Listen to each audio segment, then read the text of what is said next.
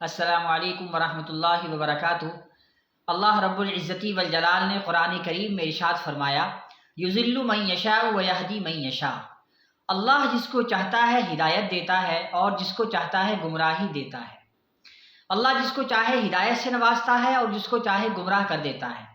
بہت سارے واقعات اس طرح کے رونما ہو رہے ہیں ہماری نظروں کے سامنے کہ کچھ ایسے لوگ جو پہلے بالکل دین سے ہٹے ہوئے تھے، دین سے بالکل دور تھے، لیکن انہوں نے اللہ سے توبہ کی، اللہ کے برگزیدہ بندے بن گئے اور اللہ سے اپنے گناہوں کی توبہ کر کے دنیا کے سامنے بھی وہ عزت دار ہو گئے اور اللہ کی نظروں کے اندر بھی عزت دار ہو گئے۔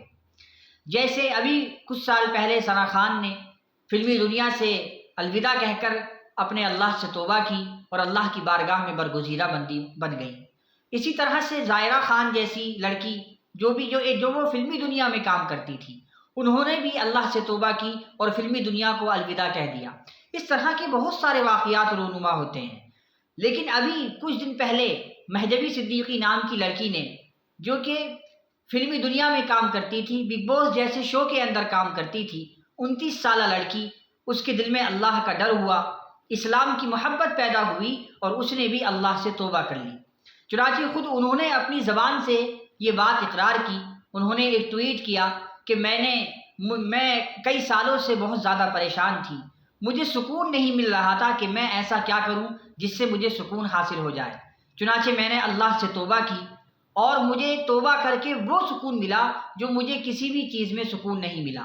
انہوں نے خود بتایا کہ میں جو اپنی زندگی جی رہی تھی، میں ایک دکھاوے کی زندگی جی رہی تھی، اس سے بہتر ہے کہ میں اللہ کے لیے زندگی جیتی۔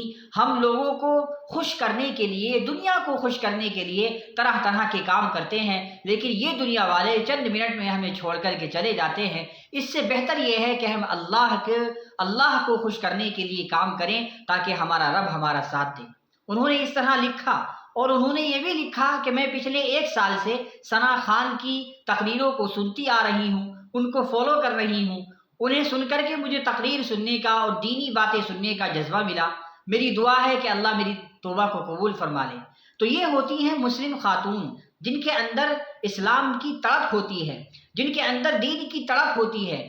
ان لوگوں سے ہماری مسلم بہنوں کو اور ہماری مسلم خواتین حضرات کو سبق حاصل کرنا چاہیے اور انہیں دیکھ کر کے اپنی زندگی کے اندر تبدیلی لانی چاہیے کہ ان لوگوں نے کون سی دنیا سے نکل کر اللہ سے توبہ کی، لیکن ہماری بہنیں تو دیندار گھروں میں پیدا ہوئی ہیں اور بہت اچھے گھروں کے اندر پیدا ہوئی ہیں۔ اگر ہم نے اپنے آپ کو نہیں سنوارا تو ہم بہت ہی غلط ایمان والے ہیں۔ تو اس لیے ہماری بہنوں کو سبق حاصل کرنی چاہیے ان لوگوں سے کہ انہوں نے دنیا کو دکھا دیا کہ اسلام ہی اصل چیز ہے، اور انہوں نے کہا کہ میں ہمیشہ حجاب کے اندر رہوں گی، اللہ کی برگزیدہ بندی رہوں گی، اور پھر انہوں نے آگے لکھا کہ مجھے توبہ کرنے کے بعد جو سکون ملا مجھے پھر اور کسی چیز میں سکون نہیں ملا۔ تو یقین جانو اگر انسان گناہ کر لیتا ہے اور گناہ کرنے کے بعد اللہ سے توبہ کر لیتا ہے تو اس کا دل، اس کا دماغ پورا ہلکا ہو جاتا ہے اور وہ سکون اس کو ملتا ہے کہ کسی اور چیز میں وہ سکون اس کو حاصل نہیں ہوتا ہے۔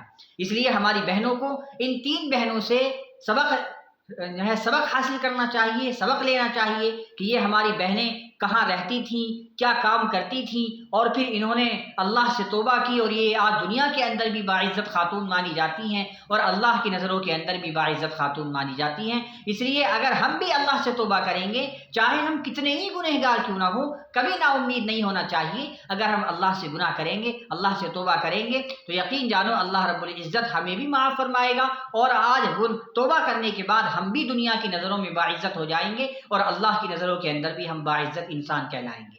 اس لیے ہمیں یہ چاہیے، خاص طور سے مسلم لڑکوں کو، مسلم لڑکیوں کو، کہ وہ اپنے گناہوں سے بچیں اور اللہ کے سامنے توبہ کریں اور ان لڑکیوں سے سبق حاصل کریں کہ جس طرح یہ اللہ کی نیک بندی ہو گئی ہیں، ہم بھی اللہ کے نیک بندے ہو جائیں۔ وآخر دعوانا الحمدللہ رب العالمین۔ السلام علیکم۔